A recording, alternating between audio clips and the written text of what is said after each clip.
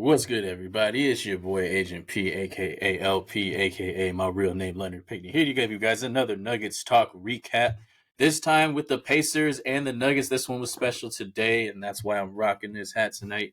Our boy Bruce Brown, a vital part of our championship team last year, finally is the last member of last year's team to get his ring, who signed away to a different team this past season. Bruce Brown, just so vital to this team, man. It was really fun seeing all the pregame stuff with Bruce coming back, and he wore his cowboy outfit again, and all the guys surrounded him when he got his ring.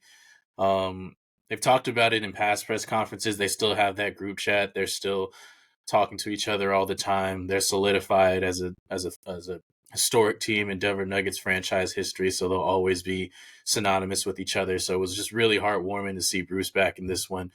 But let's go ahead and get into the recap, y'all. First quarter, 4:07 mark. It's 20-18 Denver. Both teams were shooting really well. Denver was above 65% at this point. Aaron Gordon had 3 nice buckets inside, all thanks to Nikola Jokic. No surprise there. But Indy was able to tie it up 28-28 after one. They were shooting the ball really quick. If you know the Pacers, you know they like to shoot the ball a lot, so it's not a surprise here. Nuggets still shot 65% for the quarter, 52% to the Indiana Pacers. 9 assists on 11 field goals early for Denver. Only caveat was that they had 5 turnovers. There's an early call on McConnell, or early call on Murray on a McConnell foul. That got overturned by a challenge, bad call, but they did overturn it, thankfully. It was tied at 35-35. At the 7:40 mark, it was a lot of tough fouls going against Denver. Now, I'm not someone who likes to complain a lot too much about refereeing. I thought a couple of tough fouls went against their way. Some fouls were legit, but Denver wasn't helping themselves with their turnovers either. They had 7 up to that point. It was a foul fest just for both teams. Towards the end of this game, Jokic had his 3rd foul on an offensive screen, which is terrible. I saw TJ McConnell flopping from a mile away.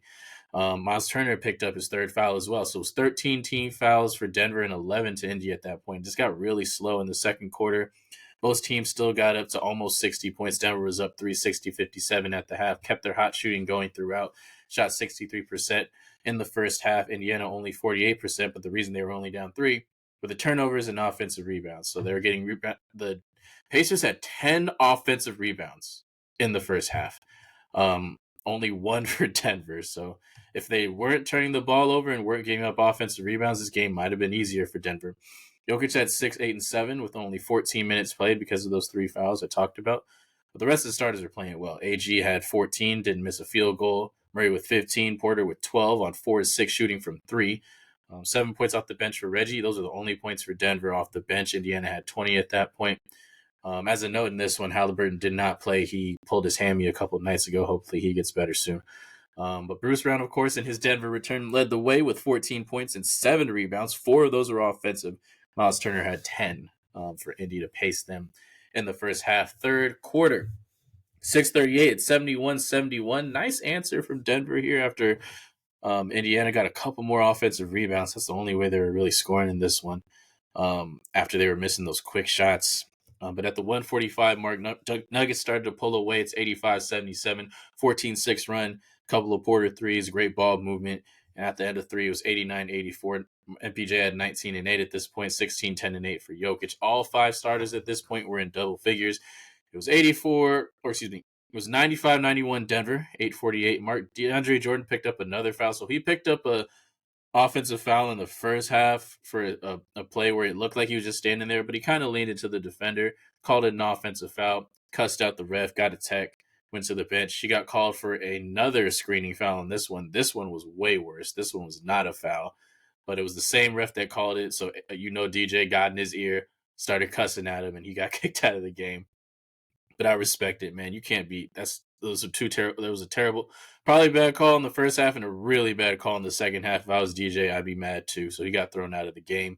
Denver went up 97-91 after that.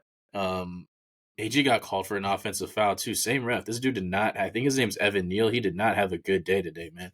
But what happened was he was screening someone as Murray was going to the lane. Pretty much like you're posting somebody up, screen someone out, box out, and then they called it an offensive foul. They reviewed it, said it was minimal contact both ways, so no foul was called, and the Murray layup was allowed. So it was 99-91 Denver, which was nice 4:55 mark, Denver's up 9, 104-95. Michael Porter Jr. was making plays offensively, playmaking with his passes and shooting. It was a really good night from Porter, and I'm going to get into that in a second. Nuggets hold on, and they beat the Halliburton-less Pacers, 117-109. Denver now 28-13 on the year, baby, before they hit this really big East Coast trip. What did Jokic do tonight? 25, 12, and 9. Another soundboard double for the big fella on 12 of 13 shooting. Unfreaking real for this guy, man. Come on. The only bad thing tonight was that he had 7 turnovers. The rest of the team was bad with turnovers as well. They had 21 turnovers. So if the Nuggets cut down on giving up a bunch of offensive rebounds, 14 in total, and 21 total turnovers, this game would have been a lot easier. But it's a break. It is what it is. Jokic was incredible again tonight, doing what he needed to do, because he always does what the game offers and what it needs. Not much else to say about the big fella, because mostly tonight is about all 5 starters. All 5 starters were incredible. All 5 were in double digits. AG had 20 on. He had 20 points and 10 rebounds. Jamal, so he was great inside, great on the perimeter, making plays, getting defensive rebounds mostly. So appreciated his effort. Just bullying smaller dudes inside. Jamal Murray, really nice night, 25 and 8, hit tough shots when we needed to. And then Michael Porter Jr. want to give him a really special shout out on this one. 25 points, 8 boards, 5 assists, 7 of 11 from the 3-point line. This is one of, if not his best all-around game this year. Defense was solid as well. He also had 2 blocks and a steal. So all around, just an incredible top-to-bottom performance from MPJ in this game. This is what it looks like if Michael Porter Jr. is hitting threes, making his shots efficiently, passing the ball, and defending. You can't beat this team. If Michael Porter Jr. plays like that, you can't beat this team. Michael Porter Jr. struggled in the finals, and that's why some of those games in the finals were close. If MPJ was on, there would have been no shot for Miami at all. This is what it looks like when Denver is optimized to their full potential with their starters.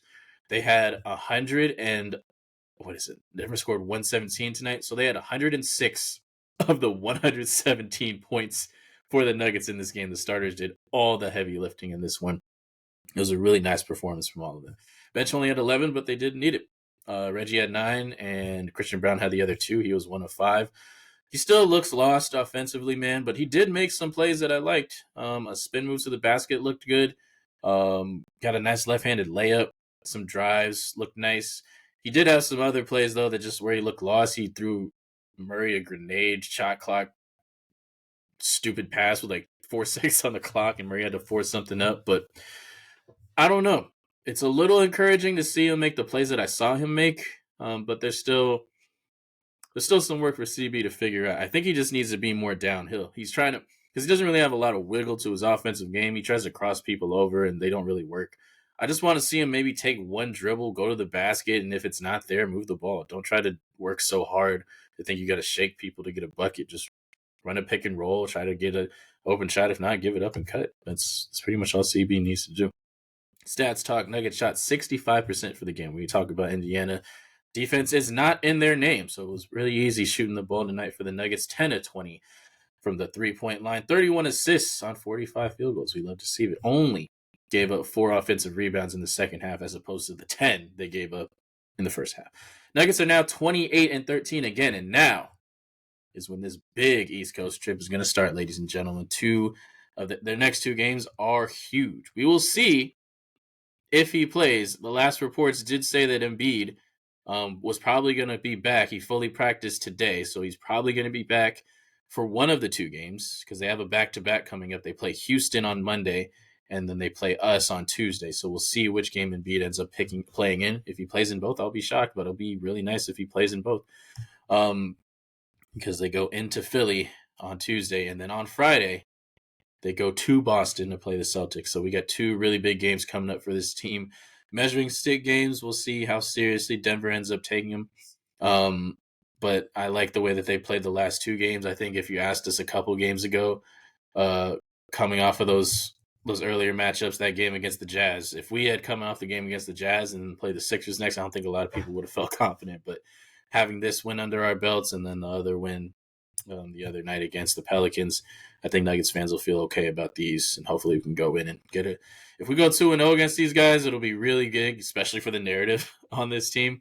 I reckon a split is probably going to happen, and that's probably what I want. Or I'd be happy with if we split both of these games. But just looking for them to play hard and play Nuggets basketball in both, and that's pretty much all I need to see.